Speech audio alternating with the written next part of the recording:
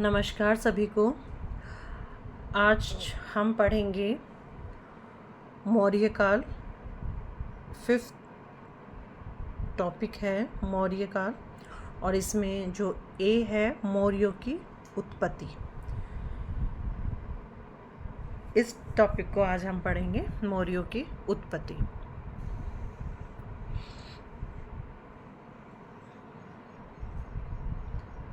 मौर्यों की उत्पत्ति।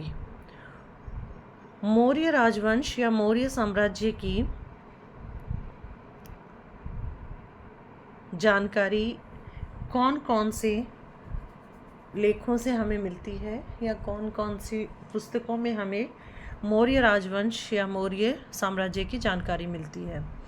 तो वो मिलती है कौटिल्य के अर्थशास्त्र से, मैगस्थनीज के इंडिका से, विशाख दत्त के मुद्रा राक्षस से और अशोक के शिलालेखों से। इन सब से हमें मौर्य राजवंश की जानकारी मिलती है। मौर्य शब्द, ये जो मौर्य शब्द है मौर्य साम्राज्य, तो इसकी उत्पत्ति कैसे हुई, इसकी जानकारी हमें कहाँ से मिलती है। बौद्ध परंपराओं के अनुसार मौर्य राजाओं के पूर्वज मौर्य कहलाते थे क्योंकि वे मौर्य के क्षेत्र में बसते थे। पहला अखिल भारतीय साम्राज्य।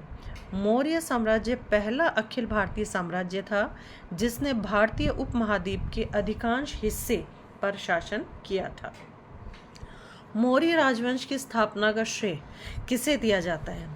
तो जो मौर्य राजवंश की स्थापना का श्रेय है वो चंद्रगुप्त मौर्य और उनके मंत्री चाणक्य को दिया जाता है। चाणक्य के और दूसरे जो दो नाम हैं वो हैं कौटिल्य और विष्णुगुप्त। ये तीनों नाम चाणक्य के ही हैं।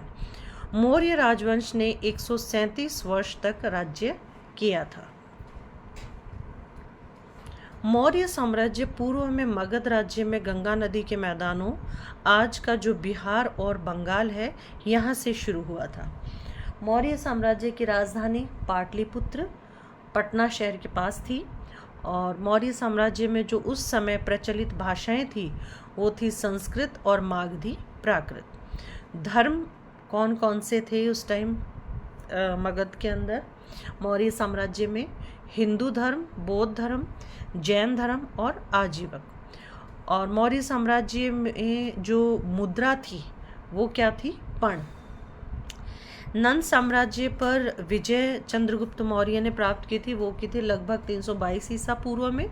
और जो आखिरी शासक था बृहद्रथ, वो पुष्यमित्र शुंग द्वारा बृहद्रथ अंतिम मौर्य शासक की हत्या लगभग 185 ईसा पूर्व में कर दी गई थी। धन्यवाद।